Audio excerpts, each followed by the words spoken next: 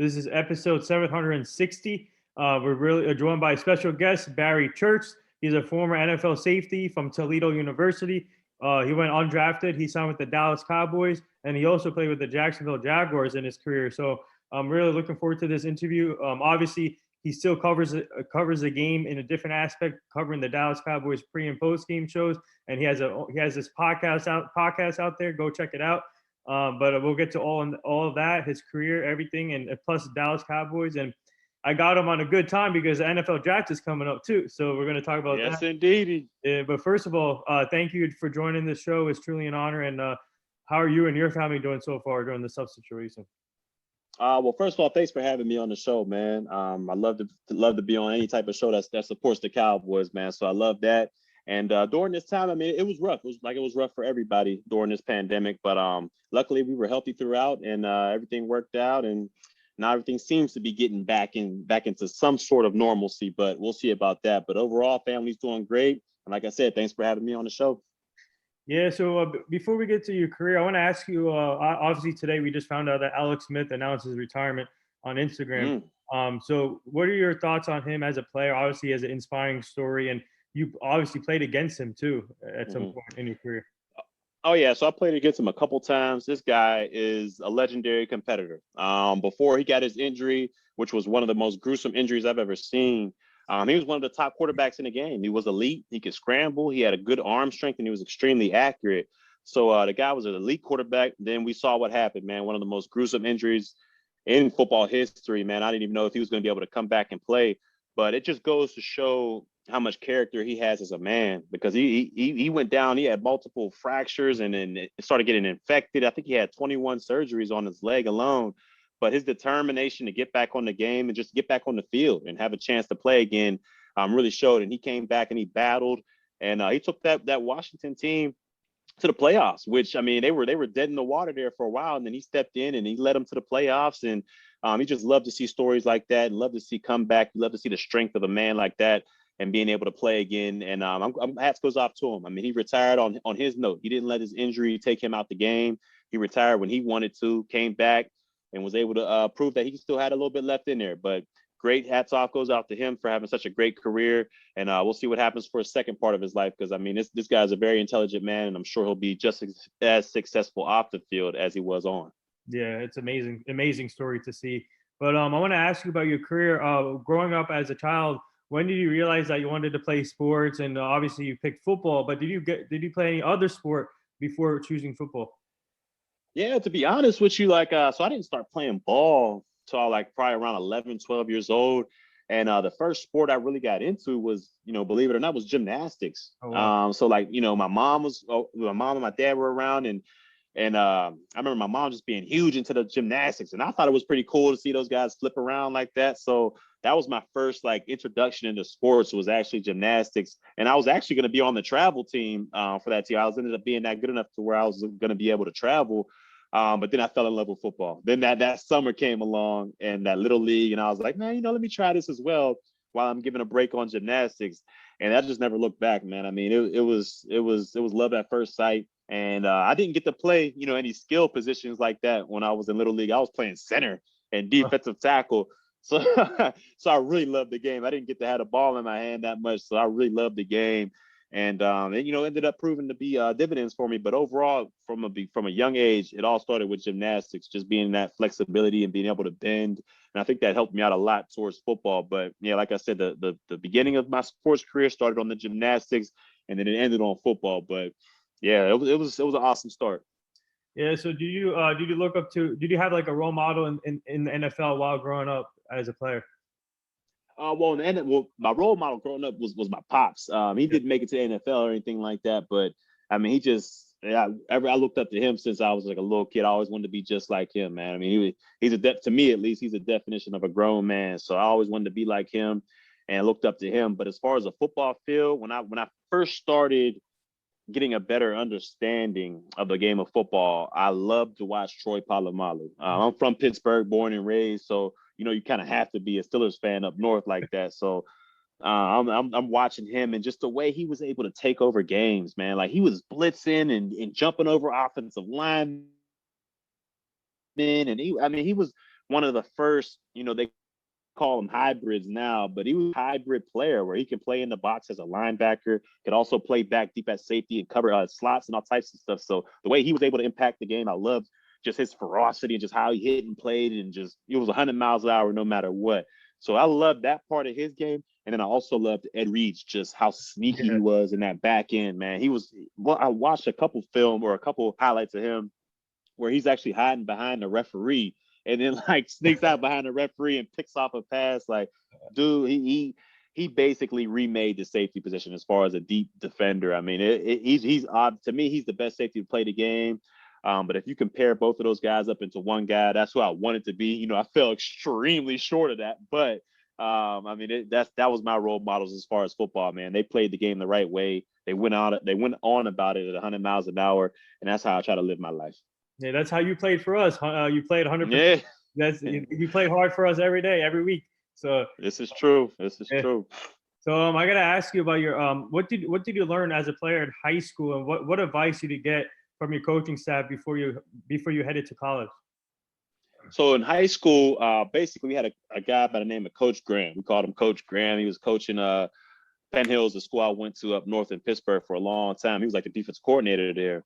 So while I was coming through the system all 4 years in high school, he basically told me, like, you got to play every single play like you don't know if you're going to get hurt and be done for the rest of your life, because you never know with this football. Your last snap might be in high school, or you might get injured. You never know where it is. So just play every game, every snap, every practice like it's your last. And I really took that mentality all throughout high school, all throughout college, and then eventually into the league as well. But in high school, that really was entrenched in my mind, because like you say, you never know. I mean, I suffered an Achilles injury. I didn't know if I was ever going to play and get professional again. So you just never know. And I kind of took that mentality with me, kind of had that chip on my shoulder going into college and then going into the pros, definitely, as far as being undrafted. So I just try to go out there and play everyone like it was my last, because you never know.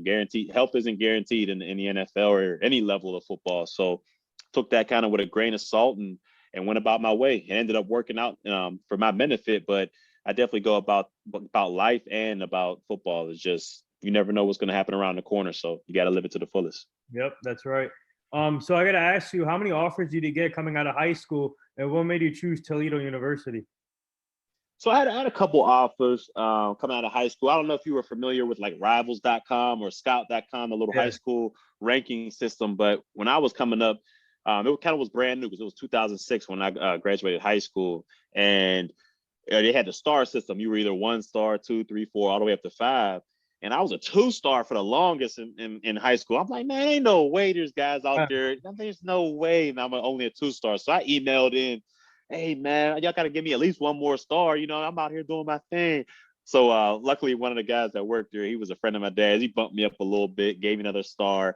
So I was never really a highly recruited guy coming out. I probably had in total of, maybe 8 scholarships. Right. A lot were, Mid-American Conference, MAC Conference. A couple big ones I had were Michigan State, Cincinnati, and at the time, West Virginia, who was like number 2 ranked in the country. That's when they had Steve Slayton, Pat White. They had that whole crew rolling over there. And so I was really excited about that scholarship. But when I went down to do my visit and, do everything, I just felt like I wasn't going to play. I felt like, and that was huge to me. I wanted to play as a freshman and get as much playing time as I could. And I felt like if I went down there, who knows, man, I might have been, a 1-year starter, if that. So kind of X'd out West Virginia. Michigan State offered me, but they wanted me to play receiver. And I got hit one time playing receiver, and it was like, no, I'm never doing that again. Hell no. So Michigan State was X'd out. And then it came down to Cincinnati and Toledo. And, I went on my visit to Cincinnati, had a great time, too much fun. It was just way too much fun. I knew I wasn't going to graduate when I got out of there. I had that much type of fun. So I was like, man, I can't do that. Got to get this education. So Toledo was like the perfect fit. It was kind of a family atmosphere, smaller school. Knew I was going to be able to play from the jump. And I was able to do that as a freshman, play from freshman to senior year, got my degree and kept it rolling. But that were the main factors between those schools where, if I was going to get a lot of playing time and if I was going to be able to graduate. And Toledo ended up providing that for me. Wow. Yeah. So speaking of Toledo, what was it like playing for that college in front of the fans? And Obviously, it's a small school, but it's a well-known school now too. It's starting to build up the program. So, what was it like just playing for that school, college? I loved it. I loved it, man. It was kind of like I was a big fish in a small pond, man. So I loved it. It was a very very student heavy school as far as that the students loved sports, so they would come out and all our games was packed. We only fit about like 30,000 in there, but it was packed every time. And the thing about MAC football was back then, well, nowadays too, they play Tuesdays, Wednesdays, any day of the week the MAC will play. So I got a good experience having, short weeks, getting ready for that. In the NFL, you got those sets. Sometimes you have Thursday games, some Saturdays. So I got used to playing those short weeks and everything like that. But overall, it was a great experience, man. I mean, it made me love football that much more because high school is the best level of football as far as pure. Right. You're all about winning. You don't care about stats and all that other stuff. You just care about winning. And Toledo wasn't that far off from high school. It was all about trying to win and create a great culture for us down there. And they did a great job of doing that. And then I was able to go take that to the next level. But Toledo did an amazing job of just grooming me and getting me ready for the next level. It was a great choice that I ended up going there. See, this is what I tell my friends and other people. It doesn't matter how small the school is. It's about a matter of fit, matter of family, culture, like what you just said. And for your former teammate, DeMarcus Ware, he went to Troy University, and look what he did, a Hall of Fame career. And it doesn't matter how small the school is. It just matters how they bring in the players and how they. It's all about family, in my opinion. It is. You're correct about that because, like you said, you can go to these huge schools. You can go to the Alabamas and the Auburn, SEC, and all that. But I mean, you go in there and you might feel like a little fish in the ocean. You might get passed off. So to me, I think it was just important that I went to a school that valued me and really wanted me to play there and be a part of their organization. And Toledo was that for me. They treated me as good as any other school could have treated me, probably even better. So I believe I made the right decision on my college choice. So take me back to your draft combine process. What was that like? And obviously you have scouts there. And was the Cowboys one of them there seeing you your combine? Yeah, the combine was something wild, man, because I've never experienced anything like that where you were prodded and you stretched apart and making sure everything works. I mean, it was definitely a wild experience. So when I went to the combine, I already knew I was probably going to be, either a mid to late or maybe undrafted guy. So I never had a big expectation to be doing all these interviews and all that stuff. But when I went there, one of the guys that interviewed me was Brent Maxey, who at the time with the Cowboys was their safeties coach. And I had no idea who he was. I just thought he was a scout for the Dallas Cowboys. So we went there, we chopped it up for a little bit, and we had a good time. But as far as when you go to the combine, it's like super nerve-wracking because we all run 40s. We've run them 1,000 times. We all did verticals, short shuttles, all that stuff. But when you got all those scouts around and everybody, your peers are watching you, cameras are watching you, right. I mean, it really puts the stress on you. So I ended up running extremely slow at the combine. I think I ran like a 4.65 or something real slow like that. And I think that ended up hurting my draft stock a lot because, cats were thinking, okay, this guy can run a little bit. He can hit and tackle. But let's see what that 40 is talking about. And so when I came in at 4.6, it was like, oh, man.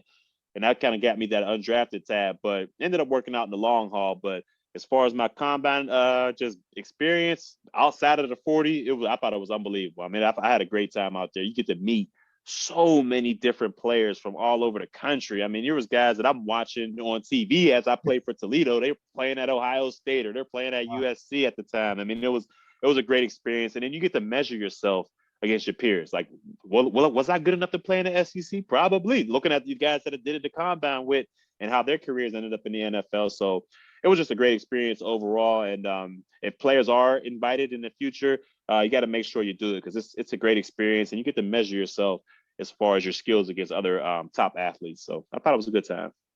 So obviously you said you expect to be drafted mid-round. So take me back to your draft and spending time with your family and waiting for your name to be called, but unfortunately did not. But how tough was it just waiting for the whole draft to be finished, not getting your name called? But like you said, it worked out at the end. But did you sense that the Cowboys was thinking of drafting you, or let's take me back to the draft process. How tough was it? Well, for me, I had no idea Dallas even wanted me because at my pro day later on, Dallas, there was no Dallas people there. It was just a couple. It was about 10 teams total, and the Panthers, they were on me heavy. So I thought, if anybody was going to draft me, it was going to be the Carolina Panthers. Yeah. But draft day came around, and it was probably one of the hardest days, as far as emotional wise that I've experienced. I mean, it was like a roller coaster, up and down. It's like I knew I wasn't going to be a first day pick. I knew I really wasn't going to be a second day pick. I was going to be that 3 to 4 day round or range. And so when that day came along, and you're talking about fourth, fifth, sixth, and seventh rounds, fourth round win, I'm like, all right, I'm good.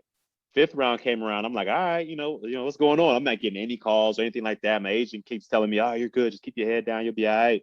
Then I started seeing punters, kickers getting taken off the board, and I'm over here like, man, hell no. Like, there's no way, like, this punter and kickers are getting drafted. I'm not getting. So I'm like, oh man, I started getting worried, and then I started hearing less and less safeties being called. I think I was like the 6th or 7th safety rated or whatever before the draft, and I started seeing all these guys behind me getting taken. So I'm like, oh man, what's going on out here? And then lo and behold, the 7th round comes and goes. And I'm just devastated, man. I'm sitting in my dad's arms crying and stuff. I'm like, oh, they don't want me, man. Like, what did I thought I did everything I was devastated. But, 10 minutes later, which a lot of people don't know, as soon as you don't go undrafted, you only have about 15 to 20 minutes to pick which team. Yeah, they go rolling. And if you don't pick your team, then they just go about it. So undrafted comes along, Cowboys call. And they're like, hey, it was Brent Maxey at the time. He was like, man, we loved what you got at safety, but our special teams coach, Joe DeCamillis, he loves what you got. Yeah. And he would love to have a chance to work with you. So I took that and I was like, look, man, if that's the way I make the team, that's the way I make the team. So if their special teams is filling me, I might as well go there. So, I accepted the offer to go play for Dallas, and the rest was history. It ended up working out in my favor, I believe, because, I ended up stretching that into a 9-year career. So I ended up working out in my betterment. But that draft day, man, that was emotional, man. It was tough, man. Not getting your name called, and you see all these other cats going by. It was definitely a tough day, but like I said, it worked out for the better. They got you a free agent contract too, so. Yeah, right. Got me a nice little free agent contract. I mean, it worked out good. It worked out good. I can't believe you left. We didn't want you to leave. We wanted you to stay in Dallas, but we'll get to that. But I want to ask you though. Take me back. Obviously, the special teams coach called you, but take me back to the call with Jerry Jones and Coach Garrett. What was that like? And how great? I mean, obviously they gave you the opportunity. So how grateful are you that America's team gave you the opportunity to start your career? I was extremely grateful. Just to know that I was able to even have my foot in the door. I mean, because a lot of cats, they don't even get that opportunity to get invited to camp or get a undrafted free agent deal to come to the team and be able to experience all OTAs, mini camp, and camp. Some cats just get to do that tryout, and if they don't get to tryout, then it's over with. So I was extremely grateful. And Jason Garrett, man, that's to this day, he's my favorite coach because, I mean, that guy treats you. I mean, they treat you like your son, no matter who you are. You could be a first round draft pick, you could be undrafted. He treats all of us the same. And I really appreciated that when I came to the league, because I could go up to him and ask him questions without feeling like, oh man, who's this young camp body guy in here talking to the head coach. He never treated anybody like that. He's a great dude, and I'm glad he's had success at New York once he's left the Cowboys, because he's one of my favorite coaches to ever do it. As well as Jerry Jones. I mean, Jerry, he gets a lot of flack in the media and all that stuff, but he's one of the best dudes out there, period. I mean, once I retired, they reached out to me to come back and do, the shows over there at the Star. So, I mean, they treat their own very well. And that goes off to Jerry Jones and that well run of an organization, and Jason Garrett as well. I mean, he's one of my favorite coaches of all time. Yeah, so Jerry Jones has success with undrafted free agents like Tony Romo. What a success there! And so for you, yeah. So for you, now going into your trying to make the team, and what goes? So for you, you have to take the longer route, right? So what goes to your mind when you say to yourself, I have to make the team somehow? So what goes to your mind that time, and when OTA comes, training camp, and what led you to make that team? Well, for me, and a lot of the guys that come in undrafted, even guys that are drafted in the later rounds, They try to think, okay, I got to make the team on defense. I got to make the team on defense or offense, whatever your main position is. And they would put so much time and effort into that, and they would let their special teams slip, not knowing that that's how you make the team. Like there's veterans, and that's I tell the younger guys, there's veterans out there. They're not going to let you just come in here and take their job like that. You know, they got families to feed as well. So what you got to do is you've got to find a niche for yourself. Now, if you're one of them first round, second round guys, they're gonna find a niche for you. I mean, they're gonna put you in there to find one for you. But if you're a later round guy or undrafted like myself, 9 times out of 10, you got to make the team on special teams. And thankfully for me, I knew that coming in. I gotta be cool with the special teams coach. I gotta do whatever he wants. Defense will have to come second. And that's what I did. As soon as I went up to Oxnard and went into training camp, even through all OTAs and mini camp, you know, I was busting my ass on, you know, all special teams, whether it be punt, kickoff return, punt return, anything. I was doing whatever I could to pretty much make my name on special teams. And then when the defense came along, as I got snaps on the defensive side of the ball, you know, I do my thing there as well. But my main focus was special teams. And I ended up, I told myself, I was like, if you can make a play on special teams each day, at least get the coaches talking about you at least once a day, they won't forget about you and you'll probably make this team. So that's what I did, whether it's make a good block on special teams or make a play on special teams as far as blocking a punt or something like that. That's all I did. And I ended up getting D. Camillus' eye. And he ended up, you know, saying, hey, we just got to be a part of our roster. And he went to bat for me, him and Brent Maxey, because I came down to the wire. I was like either the 53rd or 52nd player on the roster when in my rookie year. Wow. And I came down to the wire and they went to bat for me. And, you know, I always appreciate those guys for that. But any type of young guy coming in, man, make sure, especially if you're undrafted, to make sure you make your name on special teams before you start worrying about defense and all that other stuff, because that's how you'll make the team. So I was fortunate enough to have a good coach and a good secondary coach that understood that, and I was able to roll with it. Yeah, so now take me back. So what was it like being on the Cowboys defense that year? And obviously you had DeMarcus Ware, you had Jason Hatcher, Anthony Spencer, Orlando Scandrick. Yeah. You had also, if I'm not mistaken, you played with Ken Hamlin too, right? No, he was gone. He was gone the year before I got there. Yeah, I had him on the show last year. Actually, he came on the show. He's a good dude. Yeah, he's awesome. Yeah, he's a good dude. Yeah, so you played with Orlando. Yeah. Mm-hmm. So and Marcus Spears too. Mm-hmm. Oh yeah, Marcus Spears was on. We were loaded. Like my first year starting was my second. Was my second? Yeah, my first year really starting was my second year in the my third year. I'm sorry, my third year in the league. And we had, let's see, Marcus Spears was on the D line. Like you said, Anthony Spencer, DeMarcus Ware. We had, you know, Sean Lee was in our linebacker. At our corners, we had Terrence Newman, Orlando Scandrick. I mean, we were loaded defensively, and just having it. And I think back to that a lot, because if it wasn't for those guys, those veteran guys that kind of showed me the way. Like I played next to Sensabaugh, who was there with me, and he was a veteran in the game when I got there, and they pretty much showed me the way, the direction to go, as far as focusing on football, not being caught up in all this other stuff outside of ball that'll end up getting you cut from the team.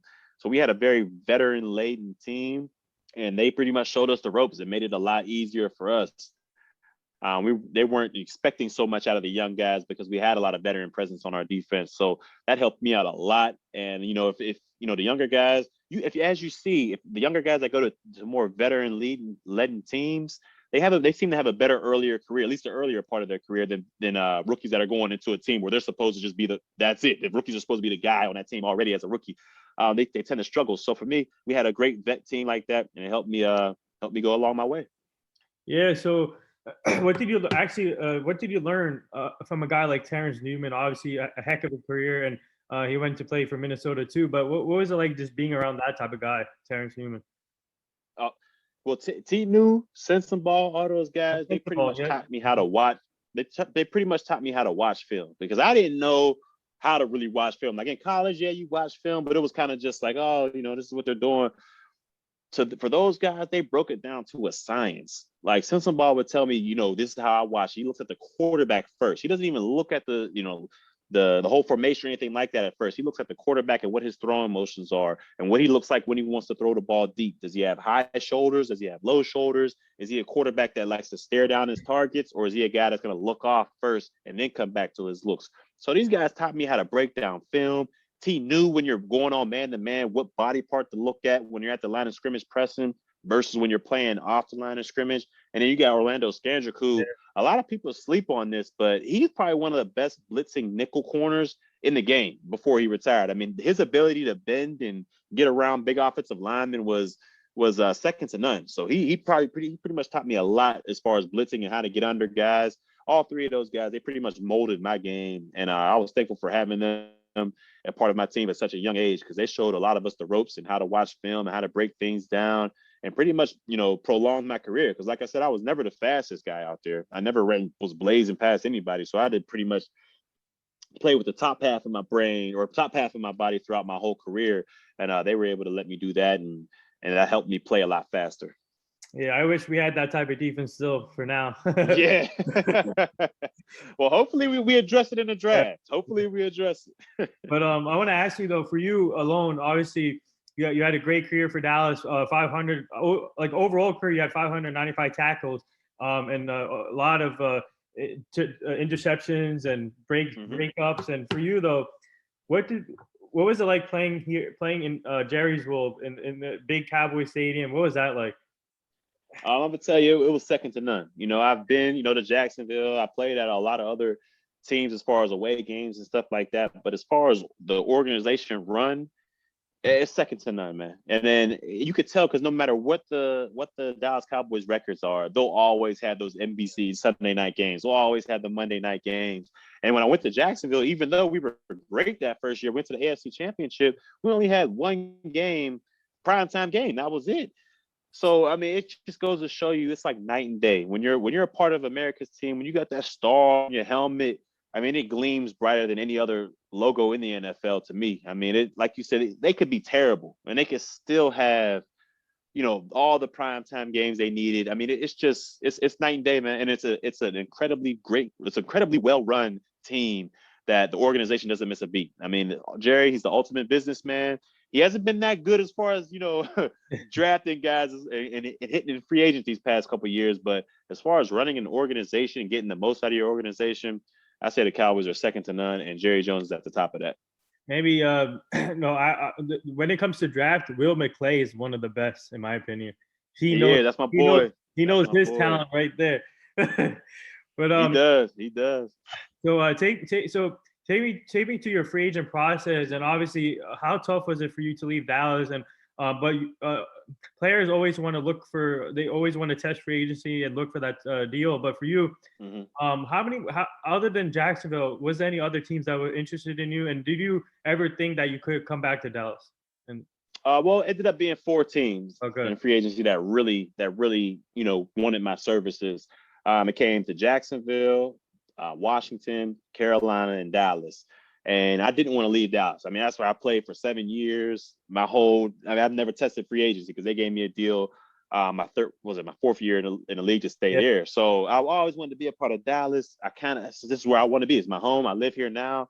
But as the writing on the wall was coming, I kind of figured I wasn't going to be able to get as much money as I wanted to if I stayed in Dallas. And at the end of the day, a lot of guys will say, "Oh, I do it for the love of the game." Man, you're trying to get paid. You're trying to get paid. So that was my same thing.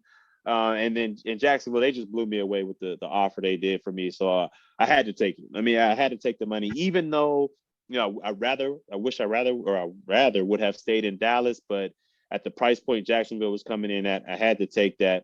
And then Carolina and Washington, they were around the same ballpark as Jacksonville, but when you put in state taxes, because Florida is state tax free, I mean, it starts to add up. So I would have loved to try to look at, Carolina. I think that would have been a perfect fit for me at the time. I would have been playing next to Kurt Coleman and all that stuff. And their defense had Luke Kuechly and all those guys. So I felt like I would have flourished out there as well. But at that price point, I had to go to Jacksonville. And it ended up working out pretty good. I mean, we went to the AFC Championship. The next year we were trash, but overall, I mean, it was a good experience. And it let me know that, as far as organizations, Dallas is at the pinnacle of the NFL.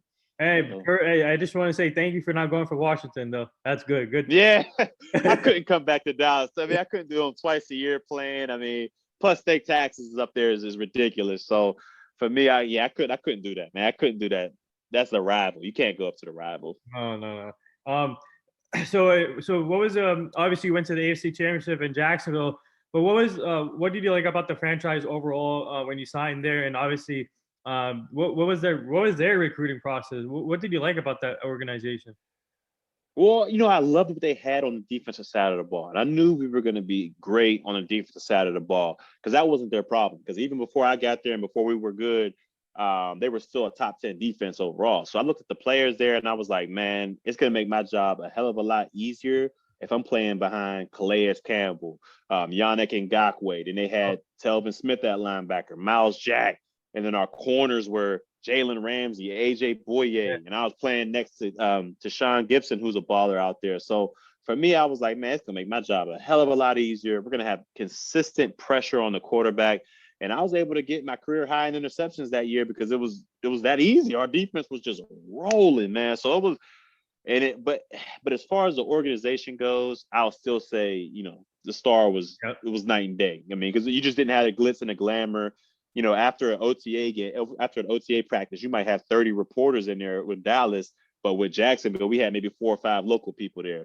So you didn't get the glitz and the glamour, but I knew we had a better team overall because that defense, I mean, it was ridiculous. I mean, they called us Saxonville for a reason because those defensive linemen, they were able to get after the quarterback, make my job a heck of a lot easier. And we almost made it to the Super Bowl. So I feel like it was a great decision. I was able to get my money. I was able to play on a team that was pretty good defensively.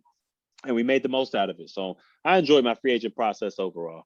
Yeah. So now looking back at your career, how grateful are you to play the game that you loved? And obviously you went the different route undrafted, but the Dallas Cowboys gave you the opportunity. And how grateful are you just to be in this position and not only play for them, but they called you back to cover for them as an analyst? And what's that been like for you?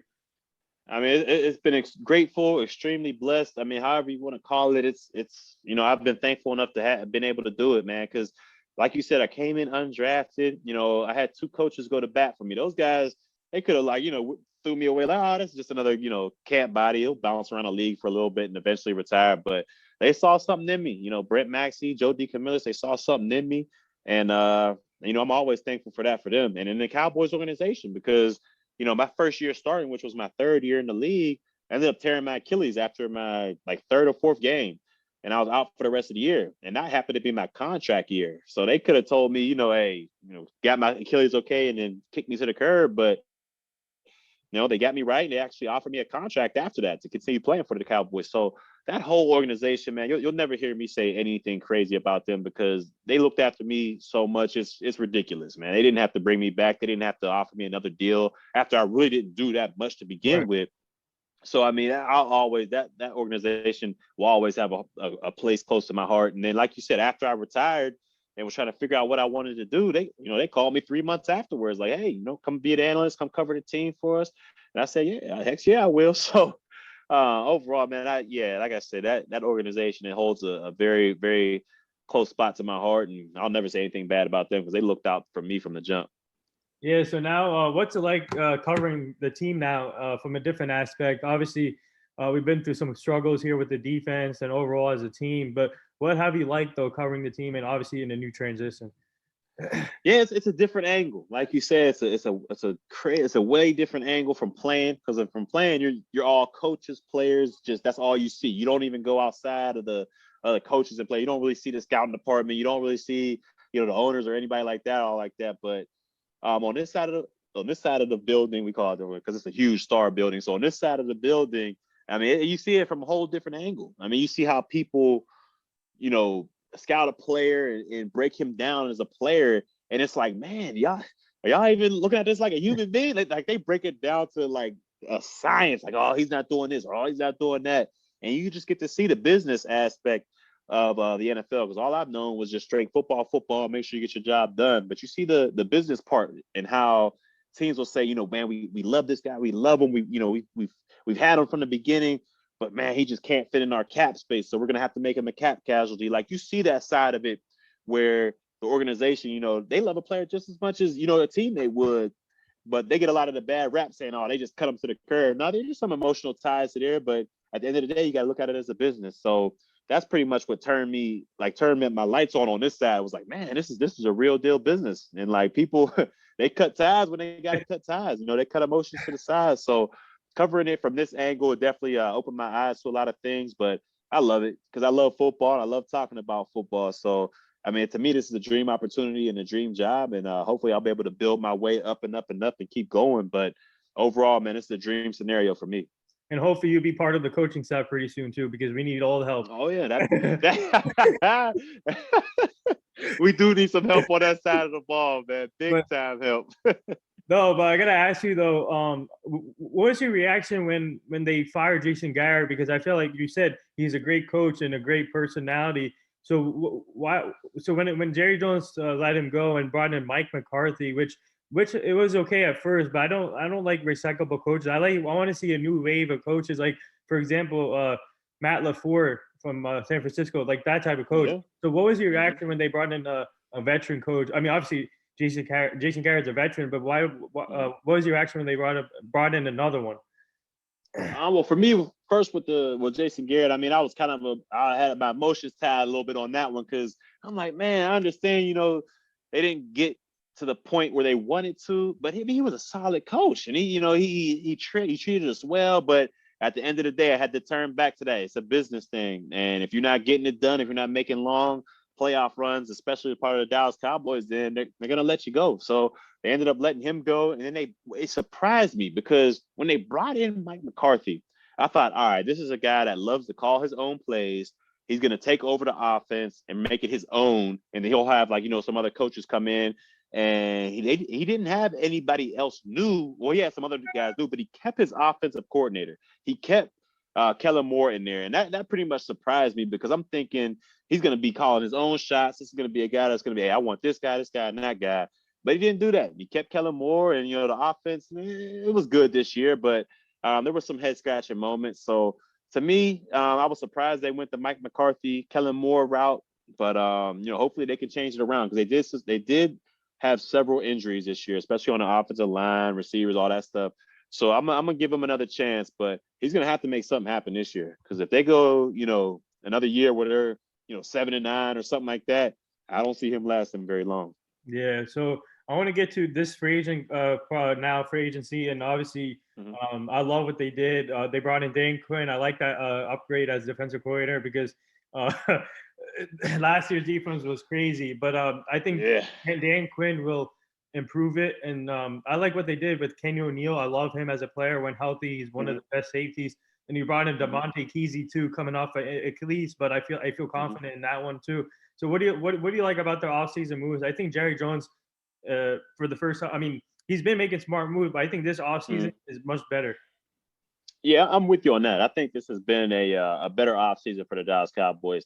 And we'll start with the Dan Quinn signing. I think that was an extremely solid hire by the Dallas Cowboys, because even though, those Atlanta defenses, they weren't the greatest, especially in that Super Bowl, they gave up a 28-3 lead. And then this year alone against the Dallas Cowboys, they gave up, that 20-point lead. So their defenses haven't been that successful. But if you go back even further, when he was just the defensive coordinator at all, he didn't have to worry about offense, special team. All he had to do was worry about defense. And he was the DC at Seattle. They had the Legion of Boom, one of the best defenses there were in the National Football League. So, and he did a great job over there. So if he can bring that simple style of defense to the Dallas Cowboys, because last year they were just thinking too much. I mean, you could see it. There was too many checks going on, too many guys not knowing where to go. I mean, it was just, they were thinking too much, and it slowed them down. But with this Dan Quinn hire, if he can bring that simple style, look, we're in cover 3, we're in man-to-man, or we're in this thing, now go hit and run without making any checks, I think he'll get the most out of his players, and I think we'll see a more revamped, a better defense than what we saw in the previous year. Now, when we're talking about these free agents, I'm glad they did bring Keanu O'Neal in, but I'm glad they brought him in at that linebacker, because I think that'll get the most production out of him. If he's that third down passing situation linebacker that you bring in to kind of, he's a Swiss Army knife. He can cover running backs. He can blitz well. He's great in the box. He's a big body guy, safety. So he's great in the box. I think if you keep him in that role as a specific, pass in the box like that, I think he'll flourish. I think he might struggle if you try to put him at a full-time safety where he has to play in the deep part. He has to play in the box as well. I think he'll struggle. So hopefully they keep him in that third down linebacker type hybrid role. I think he'll flourish in that position. And then with Devontae Kesey, this is a guy that previously to the injuries, I mean, he led the NFL in interceptions. He had 10 interceptions one year. So he has extreme range. He reminds you of Earl Thomas back in those Legion of Boom days. He has extreme range, solid tackler, and he can get the job done. So only thing about him is he's coming off an Achilles, and I've come off an Achilles. That first year, it's kind of tough getting your explosiveness back. But if he's able to become even 3/4 of the safety he was before that injury, I think we'll have definitely been an upgrade at that position. Plus, you have Wilson there as well as strong safety who came along last year. So I'm looking forward to what this defense can go, especially with Quinn and those other guys they added. I think we need maybe one or two more pieces along the defensive line, but I like what they're going so far with the moves. So for you, do you reach out to these players when they sign? For example, Jordan Lewis signed a 3-year extension, and do you reach out to them after they signed the deals? For example, Neil, and did you reach out to them? No, because I didn't really know those guys like that. Now, Anthony Brown, which was I think he's the last one I played with in that secondary that's still there. So when they re-signed him, I reached out to him, or when Tyron Crawford, got his retirement, I reached out to him. I kind of only do that to guys I pretty much know. I didn't want to be that guy to just randomly hit him up. Hey man, good congrats. He's like, who the hell is this guy? But if I see him in the building and all that stuff, which I pretty much see him all the time while I'm in there, I congratulate him. Hey, thanks for coming on to the team. Hopefully we can make something special happen. So other than that, those guys, they seem pretty cool, and I'm hoping they produce on the field. Yeah. So now let's get to the fun stuff. Draft coming up. Yeah. So obviously you guys are gonna have a big coverage coming up too with the draft, and the Cowboys have the 10th pick, and there's a lot of buzz going around that Jerry Jones loves Kyle Pitts from Florida. I don't know. Yeah, you don't like it, but like what? All right. Last year we got CeeDee Lamb. Do you think they need another weapon? Because the tight end spot to me is kind of iffy. If Kyle Pitts is there, I would take him in a heartbeat. This is a generation. I see the intrigue, man. I see the intrigue and why people would love him, because if things come to fruition, what people are saying, this is a once in a generation type talent. This is a guy that wingspan is longer than Megatron's. He's a mismatch nightmare. He can run past linebackers. He's too big for safeties and corners. So I can see the intrigue in this guy and why we would want to pick him, because he can be that generational talent. To me personally, I just don't think the Cowboys have that luxury of being able to say, hey, we'll get the best available guy when you have so many holes on that defensive side of the ball. If that weren't the case, if we, let's just say our defense was solid, even middle of the pack, like 15th or 16th ranked in the league, I would be all in on, hey, let's go get this Pitts guy. Let's make this offense stronger. But seeing as though we were damn near dead last in defense and we had a historically bad defense against the run, there's just so many holes there. I got to fill one. I got to fill one with those. And I just don't think we have that luxury of getting a Kyle Pitts, even though I think he'll be a mismatch nightmare and he would help this offense out and he probably help this team out. But I just think we have so many needs defensively. And then when you get to the offense, I mean, there's only one ball to go around. I mean, we got CD, Coop, Gallup, we still got Zeke in the back, even though he has to step his game up a little bit. We still got him back there. So there's only one ball to go around. I see the intrigue with Kyle Pitts, but me being a defensive guy, probably a little biased. I'm gonna have to go. I'd go personally. If we're asking for my pick, I'd go Surtain. Just being as though he's a do-it-all corner, a 5-tool corner. He can play zone, man. He could tackle. I mean, he's got the pedigree. Seeing his dad played so long in the NFL, so he knows what he's doing out there at a young age. Went to Alabama. The people that come out of Alabama as far as in the secondary are usually well coached by Nick Saban, and they don't make a lot of mistakes. And I think that's what we need, especially in our secondary right now. But I can see the intrigue with Kyle Pitts for sure. Yeah, the Patrick Surtain story is kind of interesting. Actually, I was watching the Herd Show today. Jimmy Johnson was on the show, and he actually coached for Surtain's father, and I think drafted him. That's an interesting. Was it Miami? I think Jimmy Johnson was. It was in Dallas, right? No, it was in Dallas. I don't think. Nah, it wasn't, because Surtain. I think because Jimmy went to Miami after Dallas, and Surtain. I think he got drafted too. Okay, yeah, so it's an interesting story. So yeah, you can't go wrong with the 10th pick. There's a lot of valuable players out there anyway. But I want to get to one guy though. What do you like about Jace Horn? See, to me, he got that dog in him. Like he reminds me of Ramsey so much. Just as far as he's not cocky. He's confident in himself. And like Ramsey had that, and that's the type of mentality you got to have at corner, because you're literally on an island, you versus somebody else. You don't get a lot of help like that. And if you want to be one of the best in the league, you got to be able to do it without help. And so you got to have supreme confidence in yourself. And that's what I see in J.C. Horn out there. He reminds me a lot of Ramsey as far as their confidence, playing style as well, because they're both aggressive corners. They love to press. They love to play man and get after the guy. So I want to know, I got to know personally what the identity of this defense is going to be. Is it going to be a man defense where we need guys pressed up and beating guys up at the line of scrimmage? Or is it going to be more of a zone like they had in Seattle where they're playing cover 3? They don't really need that guy that can just lock up and latch up on guys. So I got to know what the identity of this defense is going to be. But I like both of those corners, man. I like Surtain a little bit more because he can do a little bit more as far as zone and man. But J.C. Horn ain't too far behind. The way he can lock up is pretty. He might be the best lockdown corner as far as man-to-man there is in this draft.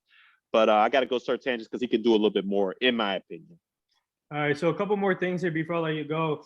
What was your most memorable game that you played in Dallas, and most memorable sack and most memorable tackle?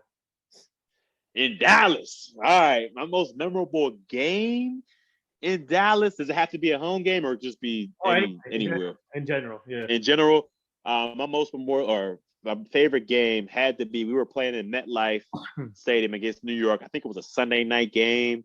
It was 2014, and before the year, everybody thought we were going to be trash. That was the year we ended up getting Rolando McClain. We had a lot. We had a lot of these random guys off the street on our defense, and our defense ended up being top 10 that year. We were tied for the.